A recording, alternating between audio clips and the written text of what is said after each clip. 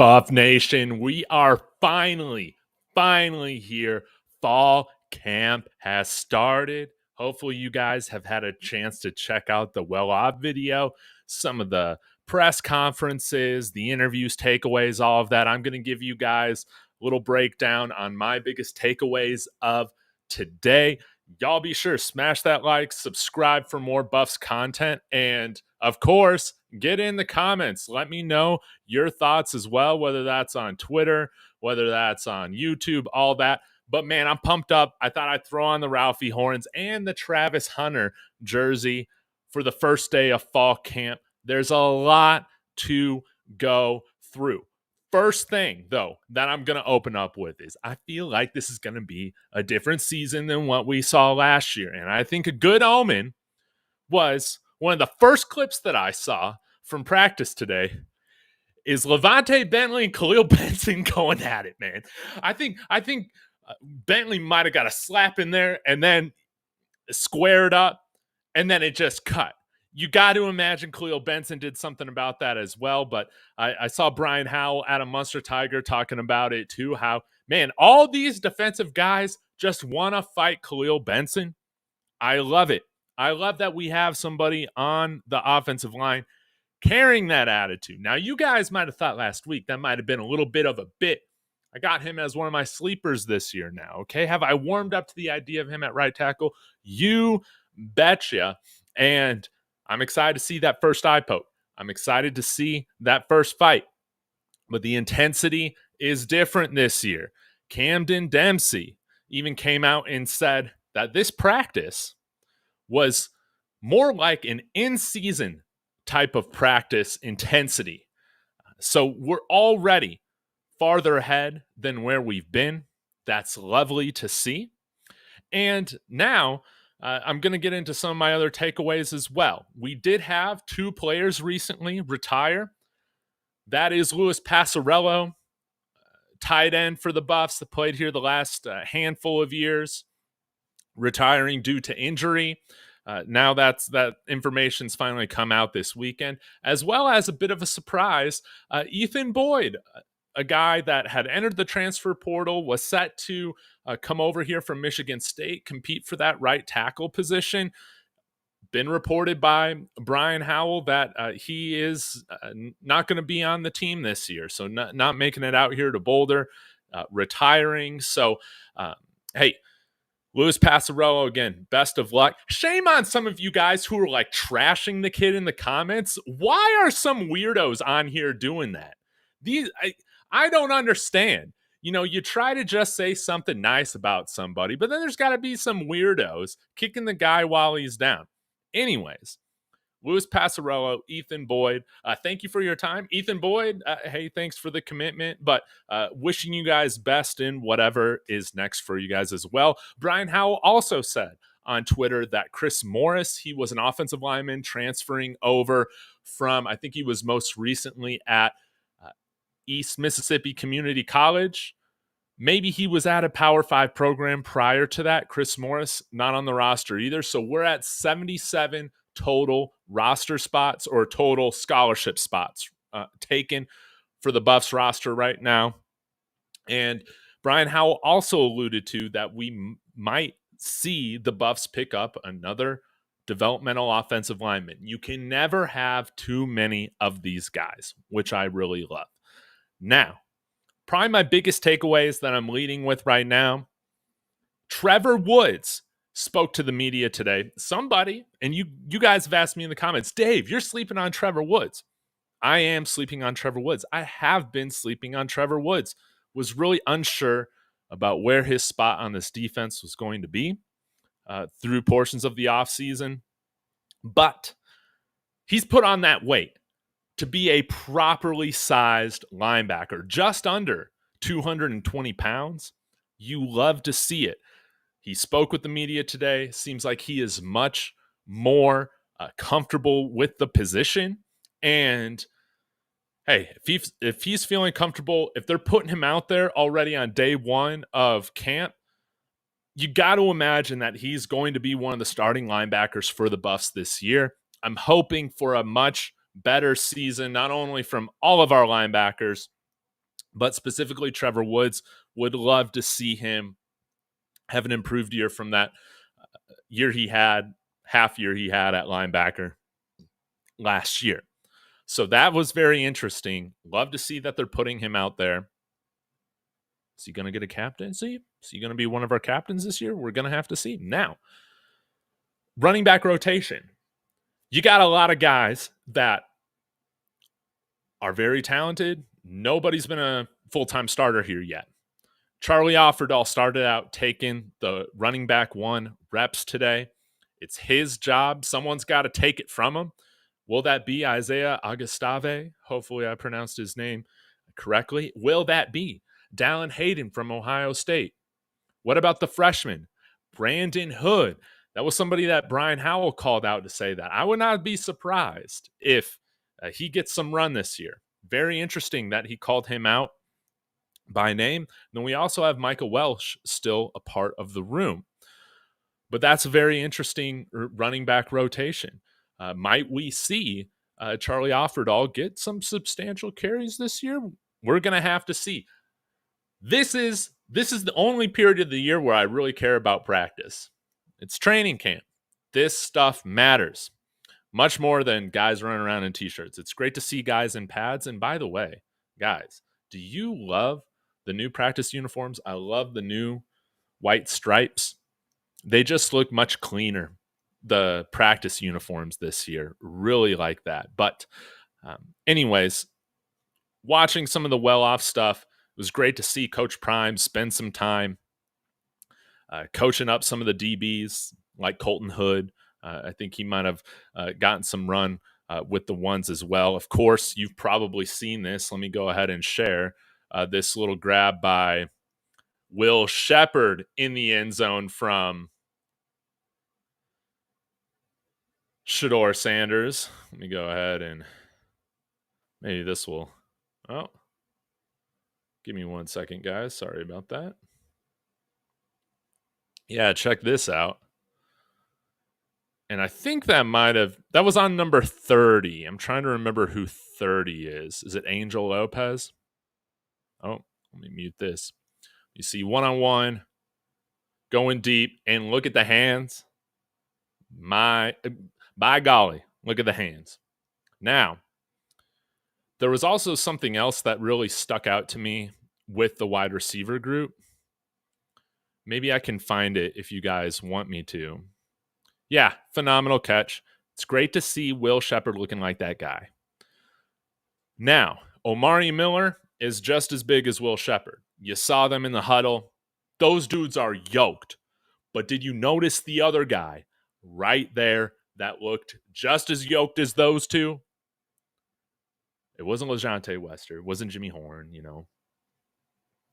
It was Jordan Onavue, baby.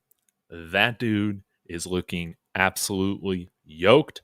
I want to see him, get some run with the ones. That would be awesome if he can. Of course, our wide receiver room is stacked, and we're going to have to see what Cordell Russell is going to do. I'm sure he's going to have some of his moments in training camp as well. Omari Miller, I'm very excited. Jimmy Horn, I saw that he was taking some reps with the ones as well. Again, I feel like the base package for this offense, it's going to be 10 personnel. We're going to have a running back there and no tight end. Of course, will we bring in some tight ends? Yes, but I think with what's happened with Loius Passerello, I think it just continues to strengthen the case that the tight end isn't going to be our base package. It's just not. We're going to want to have our best athletes on the field. And you do that right now with our 4 wide receivers. Now, it's really interesting with that tight end position battle. You have no idea who's going to establish themselves as that starting tight end. My guess is that Sam Hart kind of has the one up on the rest of the room, given the fact that he's been at Ohio State for 3 years. Surely they teach him how to block, all that. But we have Savell Smalls, Morgan Pearson, Charlie, the UNLV transfer, that Williams. He's somebody that can be a little bit of a vertical threat. So it's going to be interesting to see who establishes themselves as that guy out of that room, because I feel like it's probably the most wide open camp battle going into this year. Really interesting. There are a few more takeaways that I had. Let me make sure that I get to this. Oh, I guess I just had one more, and that is the intensity just feels different. Camden Dempsey talked about that. Brian Howell, Adam Munstertiger, guys that aren't on the team but covering the team, they've talked about how that was their impression. So Adam and Brian even went as far to say, hey, like the team just feels different at this point this year compared to last year. Again, there was a lot of weeding out throughout that first year of guys that fit the culture, guys, finding guys who were built for the moment, discovering who wasn't built for the moment, all of that. And when you go through organizational change, you're going to figure out who's the right fit, who isn't, and then you're going to have a better idea moving forward, having played a season together at the Power 4 level, who's the right fit, who's the kind of guy that we need on this team. I feel like everything just feels better this year. I feel like it's going to be different. That's my impression of things. So, of course, I got this team at 8-4, but I want to leave them room to exceed my expectations. I think that would be a lot of fun. And if we're getting Khalil Benson, Levante Bentley fights on day one, I feel like that's going to be a good omen for the toughness that this team is going to show throughout this year. One of the biggest things that I'm looking forward to seeing with the Buffs is if there's a game or a moment in which they underachieve, how they bounce back from that. We didn't really see them bounce back from that big disappointment against Stanford last year.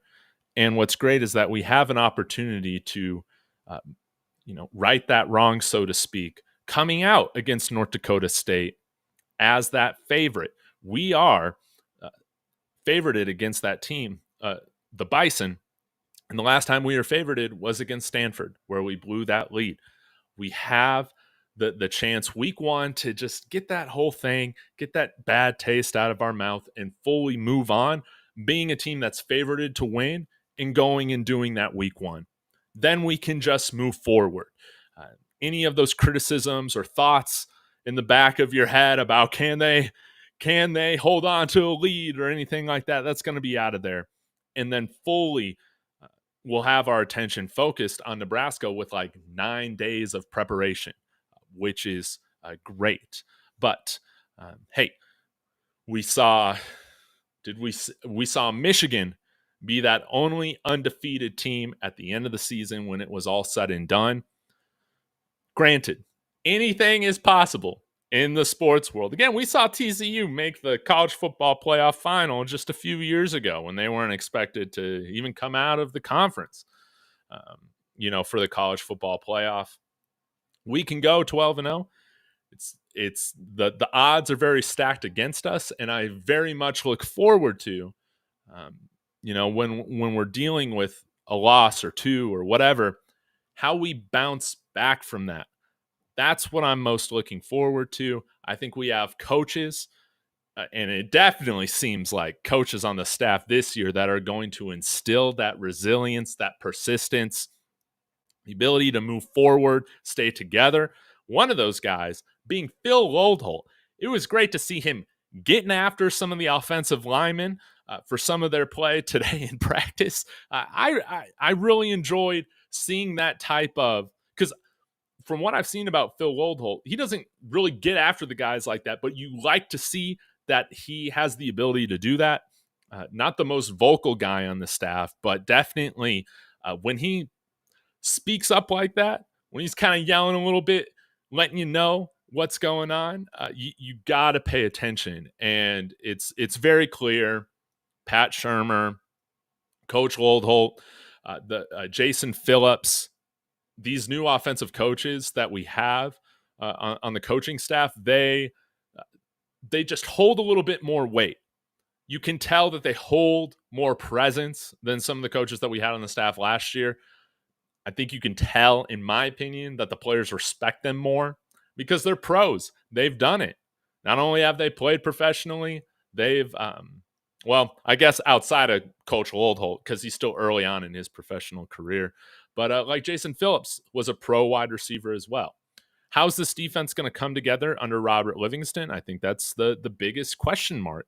And I guess we will see our first glimpse of that with like a substantial sample size at our first scrimmage, which I bet is probably coming up here in a couple weeks or so. But overall, I feel like this was a great start to camp. I am thrilled to finally have football season back. But some of the big position competitions, we got tight end. The offensive line at the guard position with Tyler Johnson. Can he take over one of those positions from Tyler Brown or Justin Mayers? We're going to have to see.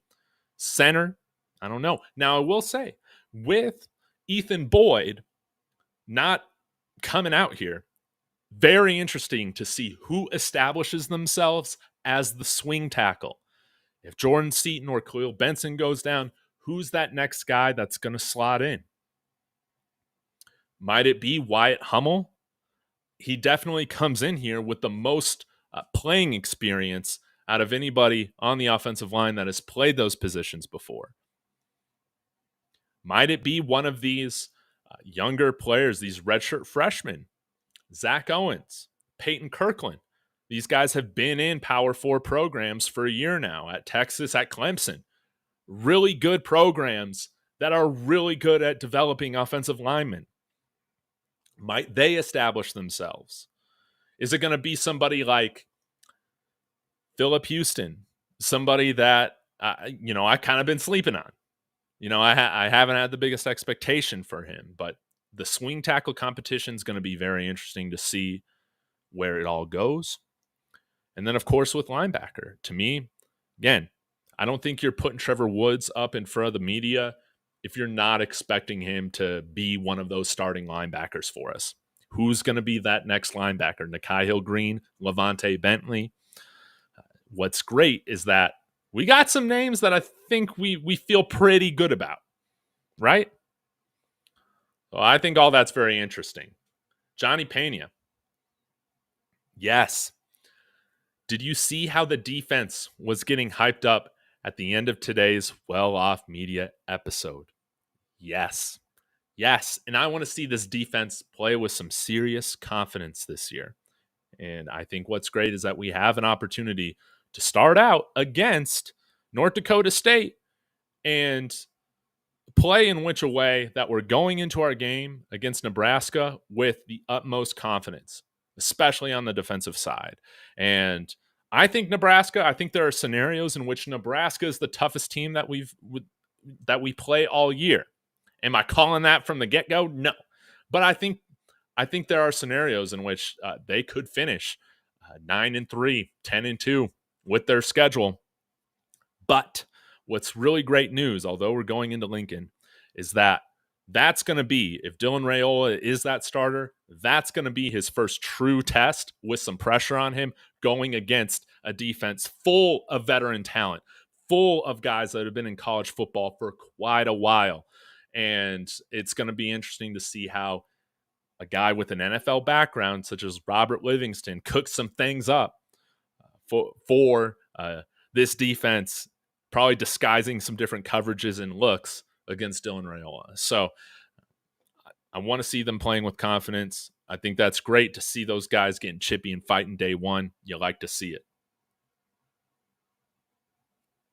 Chairman A, thank you so much for the $10 super chat. Greatly appreciate it. Thank you for your generosity. Makes my Monday. Coaches are holding the players accountable, and Prime is also holding the coaches accountable. The fighting is showing the passion and commitment they have to this season and the team. This is a team. Yes, this is a team. And they feel so much more like it. Again, we got just a few guys that are connected to the team in 2022. I think all the guys that were complaining about not getting their playing time last year, they've left the team, and many of them didn't even end up on another team. Take that for what it's worth. This team feels much more together, and you like to see, again, the demonstration of passion, the fact that they care. I think it's very clear that they take this personally. So, I don't want to see these guys get punched in the mouth and then just lay down. I don't think we're going to see that this year. I think we're going to see a football team that plays like, as you said, Chairman a team. They're going to play for each other. They're going to play together.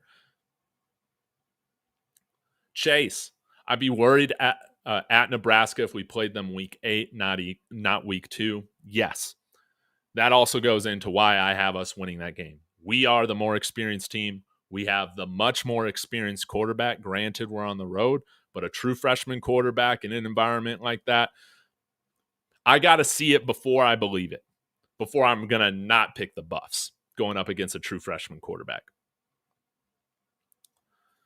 Landon Curtis, thanks so much for tuning in. He says, I think the defense is going to be the biggest surprise for most Buffs fans. At JSU, the defense won them a few of those games. You know, I remember watching some of those games towards the end of the year, JSU, and yes, you're absolutely right. I expect the same from this team. Aggressive at the point of attack. Dogs, yes. And not only have we gained a ton of snaps in terms of career experience for a lot of the players that are going to be playing substantial roles for this team, we also got more athletic, specifically at the linebacker position. That cannot be understated. Mike, tuning in.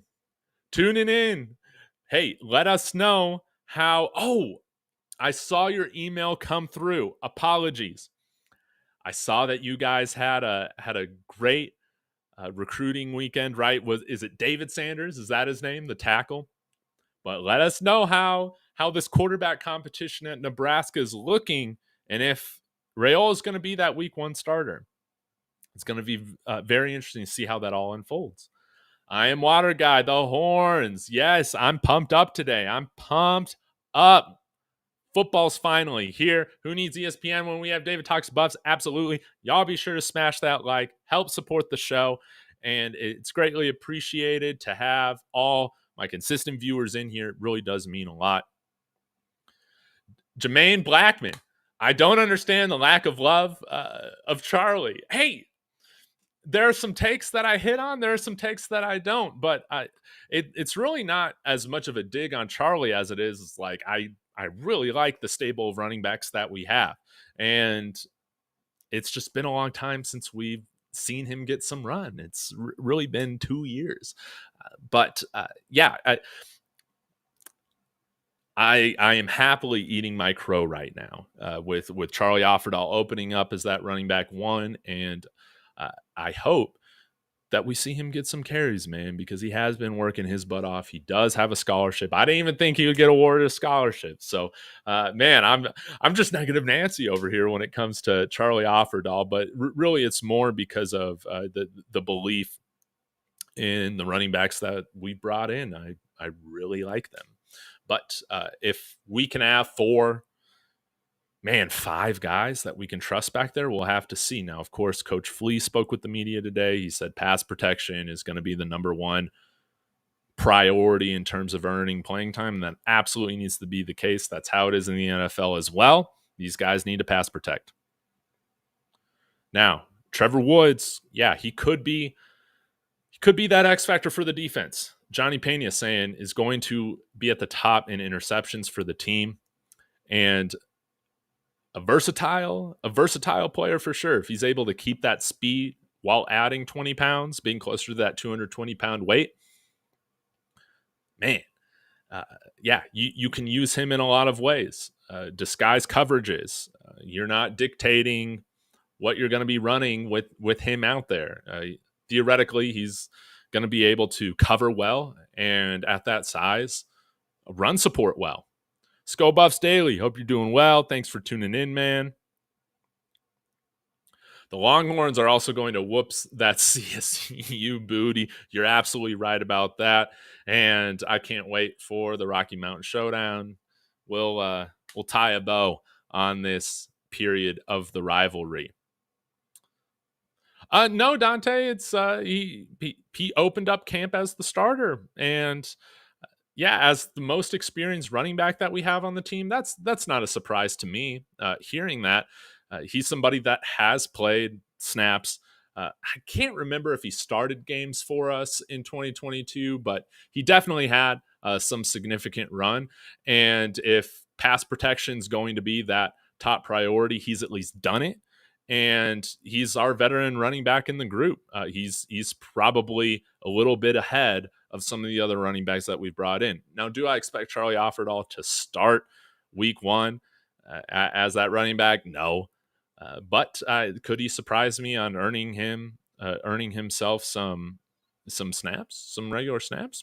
Maybe, but I kind of like this. You see this with the NFL as well. You got to earn it over these veterans, and Charlie Offerdahl's setting the standard right now, and it's going to be up to our transfers and our true freshman running back if they're going to take over for him or take over from him.